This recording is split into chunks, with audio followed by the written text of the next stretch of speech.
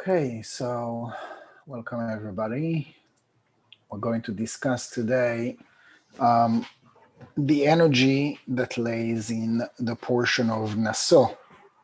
And I'll read from paragraph 91 of portion of Naso. V'ilana de tovera diyu isur ve'eter tum'a v'tahara la שלטה על ישראל יתיר דהה פרנסה דילן לה להווה אלה מסתרה דאילנה דחיי דלתמן לה קשיא מסתרה דרע ולה מחלוקת מרוח חתומה דכתיב את רוח חתומה האוויר מן הארץ.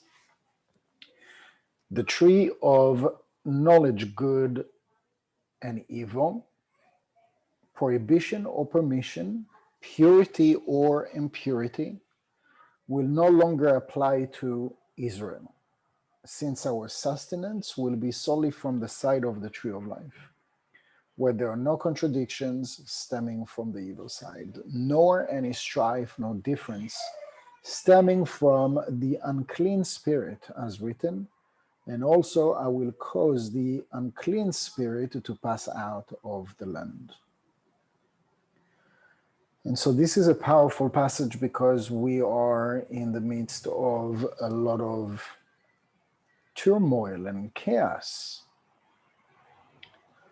And what you see culturally going on, and all the race talk and all the sex talk and kidnapping and what's going on in the world of finance and cryptocurrency and the world wars and the Middle East. And it's very hard to look in any direction and not either take side or feel sad or feel angry or feel upset and judgmental. And some of the people really don't care. But for what we see going on in the streets in the last few months, and I'm not just talking about, people marching in the street with what's happening in the Middle East, but right before that, it was,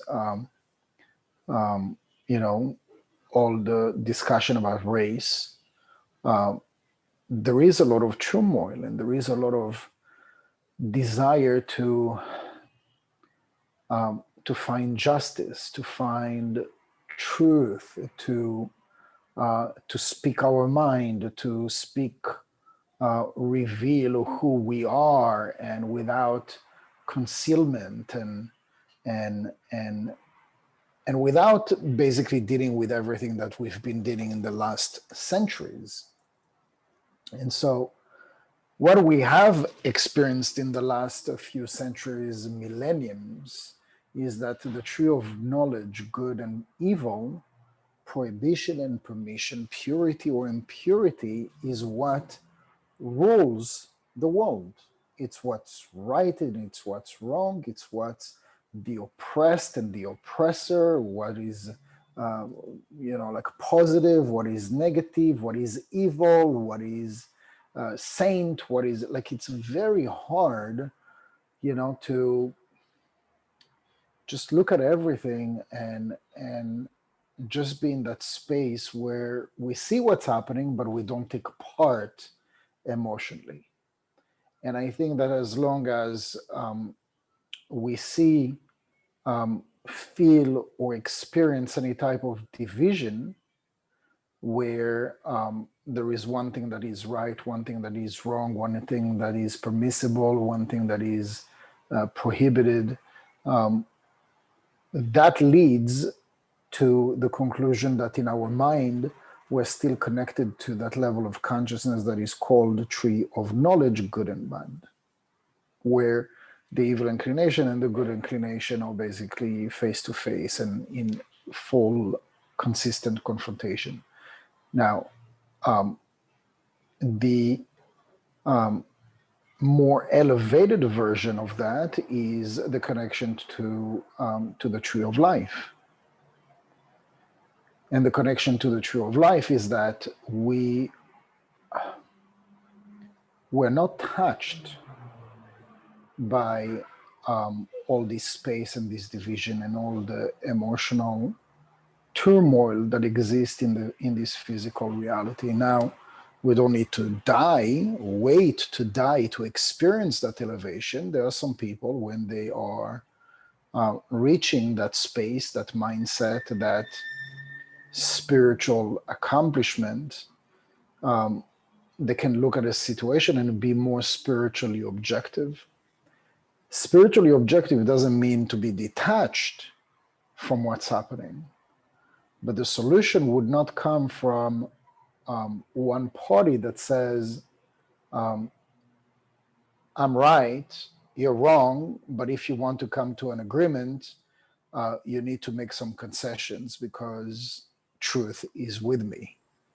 Or my ancestors are the right ancestors, or my God is the right God, or the color of my skin is the right color of skin, or this one is privileged and this one is not privileged. Any distinction, any difference, any comparison is by extension the rule of the tree of knowledge, good and bad. And the rule of the tree of knowledge, good and bad, is merely a level of consciousness.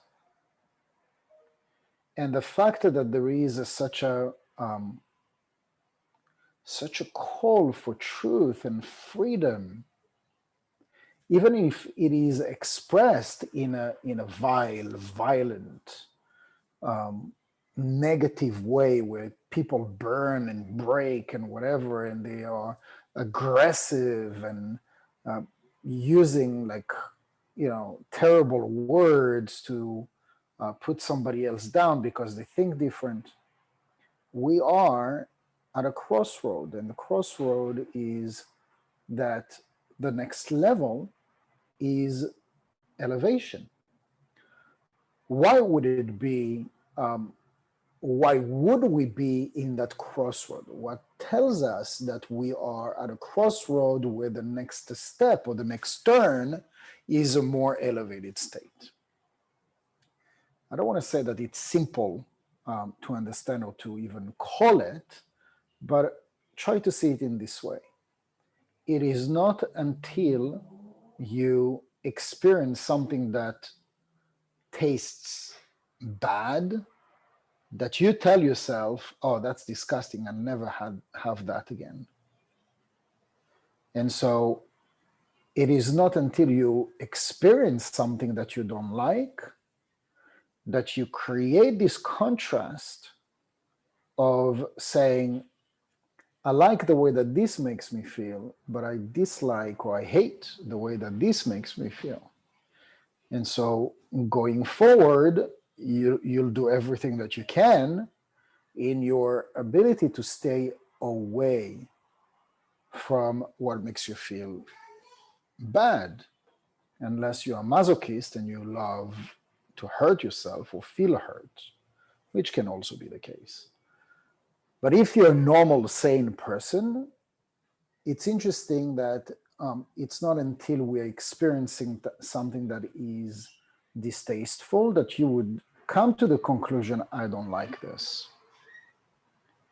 So when we see all the negativity and all the chaos and all the hatred that's going on, at some point, some people are going to rise and they're going to say, wait a second, we have been at this for God knows how long. So the concept works the same if it's a day or if it's, like 500 years. Time is only relevant to this reality of tree of knowledge, good and bad. In the spiritual realm, it's like a blink of an eye, 500 years. And so you learn, your soul would have learned the lesson in a day or in 500 years, and it would be exactly the same, snap of a finger. And so for us, it seems like, oh my gosh, did you see that conflict, in the Middle East has been like for 200 years? No, it's not 200 years. It could be like, like a snap of the fingers, or it could be actually maybe the representation of the face-off between the good and the bad inclination.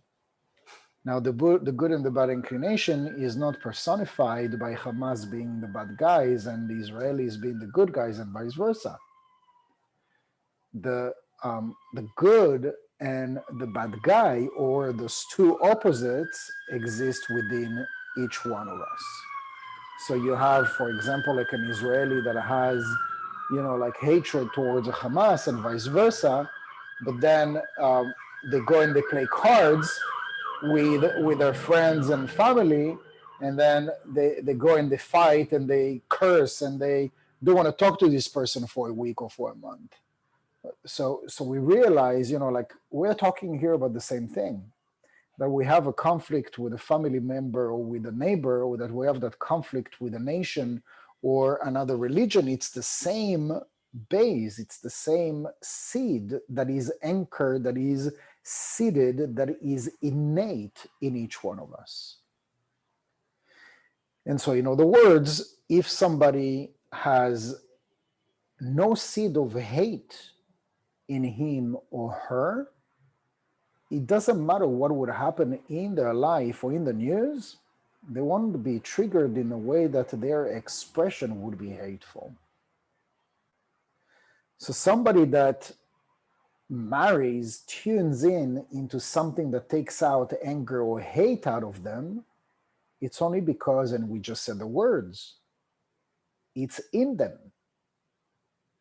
And so all those experiences, all the chaos that is happening in the world is taking a lot of darkness, a lot of anger, a lot of judgment and hatred out of people. And again, it's from every angle, every topic that you could imagine today, you would see this face-off between the good and the bad, the good and the evil inclination. So for one person, this person would be the evil, and he would be or she would be the good, and vice versa. This person thinks that this is evil and this is good. So it stems from exactly the same seed, and this is why it's a vicious circle, and in the way that it is being handled, it will never end. I mean, there is no such a thing as never end. It will ultimately end, because that's the destiny of why all this chaos is happening in the first place. So that we're going to get to a place where it is disgusting us. It is disgusting us to experience our own feelings and emotions of hate. For us to get to a level where we hate somebody so badly that we want this person or this nation to die. So right now you're like in the midst of like the fire or the passion or whatever, so it's suitable. But in the long run, we bring this home. Think about it. We bring this home, we bring this to the relationship with our spouse, with our kids, with our neighbors and friends, and ultimately it reaches our health. So it is ultimately hurting us to express and to feel anger and hatred. And so to the point that we're going to realize, you know what, it's not worth it. It's not what, what the heck with what's happening in the world. What's important is that, my kids have a father and a mother, and I'll be there for my family for as long as I can. Is it worth it for me to experience all this hatred and all this emotional turmoil? The answer at the end of the day is going to be no. So it's not all just about like the emotional turmoil. It's not just about that. It's about the contrast of how the universe is presenting us with a situation that is bringing us a lesson, is teaching us a lesson. And that lesson is, okay, so what I'm experiencing right now is, one aspect, one angle, one way to live it, but there is another way. And there is always a better way. And what I'm doing, what I'm saying, what I'm experiencing, what I'm living right now, it's fine, but there is so much better. And so ultimately what the Zohar is telling us, and this is so like up to date, because prohibition and permission, purity and impurity, right and wrong, and evil and good, this is what's happening today. And so with the race culture, and with the Middle East, and the choice of sex, and when to call an individual a boy or girl. I mean, all the things that we read, that we see, that like it's like such a huge question mark. Where is our society today? And the answer, the short answer to that, is that it leads us to choose what is better for us, what is healthier for us, what is more elevating for us. For me to hang out with this entourage, with these people that I called friends, that all day long their chanting, their speech, their conversations is about, like tearing down, another group of people or individuals, is that good for me? And you know what? Like, just as I speak, it reminds me of this guy that was a Nazi, Nazi Germany, and he was like, there's still like Nazi groups in Germany today, as we speak. And the guy, again, making a long story short, became spiritual and converted to Judaism. And I'm talking about like Orthodox Judaism, not like Reform or conservative, like Orthodox, like doing all the mitzvot, and putting the tefillin, observing Shabbat and the holidays, and he even became a scribe, like to write mezuzah and whatnot. An incredible story for somebody that went through growing up in a certain environment, walking with these people, chanting and speaking the same words and believing the same things, until he came to that conclusion: this is not who I am. This is not what I want. This does not make me feel good, happy, or gets close to even what feels my true calling or purpose. So it's not, the lesson is not about conversion or about Judaism or whatnot. Like, for other people, it might be something else. But it just says that this person specifically went from pure hatred to pure love, to doing spiritual work for the sake of elevation and for the sake of revealing light in the world. So maybe like speaking like in a microcosm, as like as opposed to this example, this is what we are intended to experience every single day with every single topic. Like, if this specific area in your life is dormant, meaning nothing special is really happening, and you can know, like, you have conversation with your friends or with your parents or whoever, and this person is, oh, how's relationship? Oh, all same old, nothing. So, okay, so it doesn't mean that, you shouldn't do nothing about this, but maybe there is another area in your life where the universe is actually trying to shake you up. And in that area where you're experiencing challenges, if it is with your health, if it is with your relationship, if it is with your fears, and fears are related to so many areas, right? Fear can touch like endless of topics, from your health to relationship, to marriage, to loneliness, to finance, etc., etc. So each and every single one of us has at least one area at a time that the universe is trying to shake you up, to bring you from that place of, yes, you are right now in this area of connecting to the tree of knowledge, good and bad, where one day it's okay, another day it's really bad, another day it's excellent, another day it's terrible. And this is the reality of tree of knowledge, good and bad, where you're experiencing like these ups and downs. And the reasons why the universe, God, or the light is helping you in this area is because part of the lesson is for you to get to that conclusion of a contrast. I don't like this. I don't like the way that it makes me feel. And I know that there is so much better that I can do, that I can accomplish, that I can achieve, if only I could A, B, and C, and you conclude, you finish the sentence. Because really the answer, you have the answers. Like if I ask you, okay, so you know that, you're struggling with weight. So I'm giving a personal example, right? So you're struggling with weight. So does it make you feel good? No, it doesn't make me feel good. Like I go to sleep in a certain way. I look at myself in the mirror. I don't like it and whatever. Like I'll go up the stairs like 2 or 3 times and I'm out of breath. No, I don't like it. But at the end of the day, the lesson is, okay, so you're going to experience a contrast. There is a contrast.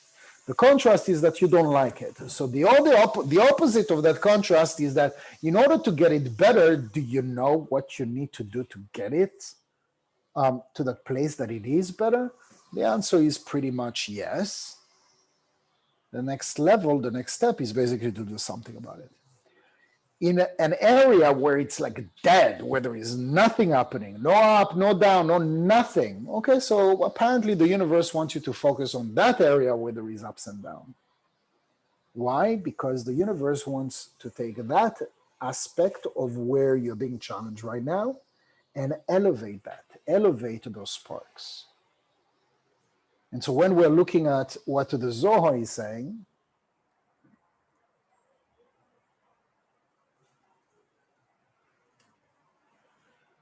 where there are no contradictions stemming from the evil, and so will no longer apply to Israel. So again, Israel is not the nation. The nation of Israel as we know it today is 77 years old. The Israel that's written here was written 2,000 years ago. So we already settled this. We're not talking about a country, but we're talking about somebody who is doing his or her spiritual work. And the spiritual work, it's as we just, give it a simple definition. It is those areas where you see the ups and downs and you're doing whatever it takes to elevate the light in that area from ups and down to only up, to only salvation and compassion and acceptance and love, etc. And so the children of Israel, so the children of the world that are stemming from that essence that is to do the spiritual work, to identify those areas where there is room for progress, and we are taking it to the next level. And those people, since our sustenance will be solely from the side of the tree of life, where there are no contradictions stemming from the evil side. No contradiction, meaning that you could speak to somebody who yesterday had an opposite view of yours, and you're listening to him today with your connection to the tree of life, and you say, oh, I love the way that you express this, that you explain this. I realize, like mentally, logically, that I have a different opinion, but I'm okay with both. And this is the ultimate. This is the ultimate where two opposite opinions can be accepted, can be tolerated, can be embraced. Now imagine if you were to apply that to the Middle East, to the race culture, to different opposite sex, to the different minorities. Imagine if you were to apply this level of consciousness. That would be unbelievable. And so, where there are no contradictions stemming from the side of evil, in another word, no other party would be evil. There wouldn't be such a thing as, they are the evil and we need to throw them to the sea.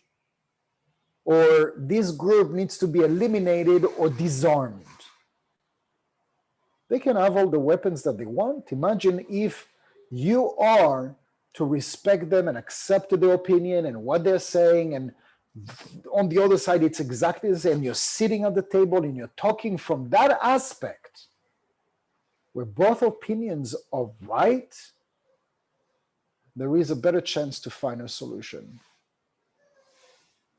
Where there is a conversation that starts really as an argument where you're right and the other person is wrong and vice versa, no communication, no negotiation, no nothing. And by the way, we don't need, again, to look into what's happening in the Middle East. You can have that with your parents. You can have that with your ex. You can have that with a neighbor that you used to have a good relationship with. This is where wars are starting. And from all those mini wars that are generated in our neighborhood, this is energy and light that is being, raised as a common energy. And that common energy, that critical mass of negativity, of conflict, of opposition, is what gives the energy of war. War calling war into the Middle East and other parts of the world. So yes, we have a part of responsibility, and it is every single person's responsibility, because nobody even sitting here would believe, but if I change, what's gonna do like 8 billion people, right? But this is how it starts. It starts with each and every single person. Where is it that I'm in conflict? Who am I in conflict with?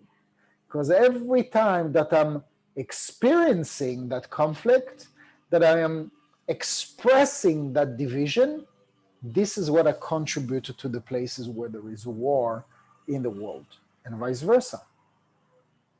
In a place where there was conflict, where I dispelled the anger, I dispelled the dispute and the space, and I amended this into a discussion, into agreement to disagree, but with respect and with appreciation and with love. We are spreading wisdom and we're spreading peace in the world when we do that type of work. And we fall into that cap of us being represented as Israel, where all this evil does no longer apply to Israel. Nor any strife, nor difference stemming from the unclean spirit. Meaning that nobody out there would incarnate as something that is impure, something that is unclean, or something that is not deserving to exist. The moment that we think, that we feel that something or someone does not deserve to exist, we're putting ourselves in a place where we are completely at odds with the light. Completely at odds, opposite, total opposite from where the light is. What is the light? The light is compassion. The light is love. The light is mercy. The light is forgiveness. So sure, somebody might raise the question, what about right now, they're killing each other. So go and tell this to a parent that just lost his child in whatever camp. That is true. But that is already like the effect of the effect of the effect. The seed level is where we have a level of responsibility. The seed level is where you and I are searching for these opportunities to spread peace and light rather than conflict. And that is how we make ourselves in connection and tuned in with the spirit and the consciousness of Israel, or in other words, the tree of life consciousness. When we're looking at the news, and you know what, it's hard not to get involved emotionally. And so I saw one of my friends, like spending all this time looking at what's happening and getting really worked up. And I'm like, why do you keep doing this to yourself? You know that spending all this time and you absorb all that energy. You're absorbing all that energy and you're taking it home. Is it helping what's going on over there? Is it helping you? Do you feel better about yourself? Do you bring a positive energy to your workplace or to your home? The answer is no, it cannot be. It cannot be that when we are giving into what's happening and not trying to think about it from an elevated space. To think about it from an elevated space is not a place of division, of comparison, of one is better and what is less, one is deserving and what is not, one is pure, what is impure, what is evil and what is good. No, it can't be. If we truly want, if anybody in this world, in this universe, wants to bring peace, wants to bring good into this place that is called Earth, we cannot react like 99% of the world that is watching the news and is taking side. So you can find yourself in affinity. I have family in Israel, and so I have an affinity with the Israelis, but I'm trying the best that I can not to get involved emotionally because I know it doesn't help. It doesn't help. The same as what's going on today in politics in the United States and everywhere, if you ask me. Everywhere. Each country has its own pile of problems. And at the seed level of each one of those problems, think about it, its difference, comparison, something better, something worse. It's always stemming from the same place.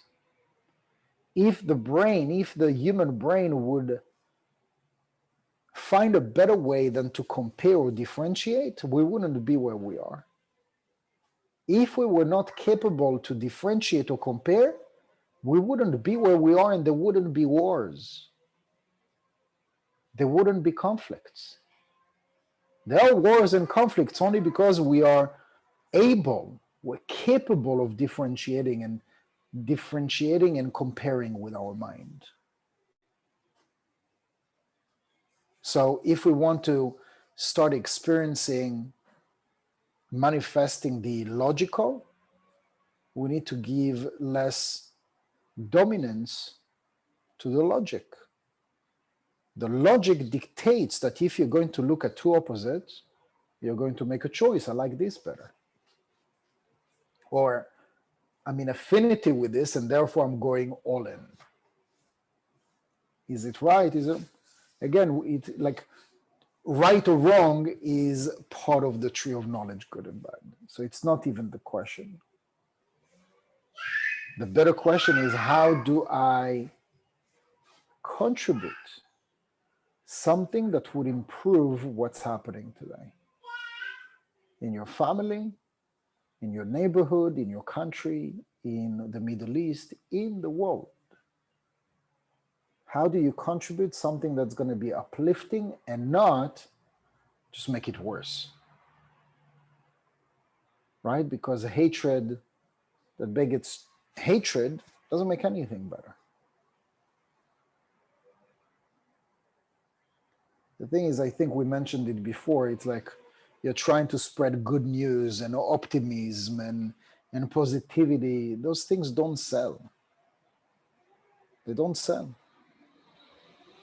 If you're starting like a new news channel that spreads just another bunch of negative news of what's happening in the world, you'll have a lot of success because people, or the evil inclination that is inside of us, tunes in, finds affinity with what's happening. In the tree of life consciousness, there is no more grab of the evil inclination. And therefore, whatever it is that we experience as an elevated state, it's unlike anything that we're experiencing today, and it's definitely not dragging emotionally the way that it is today. Any questions?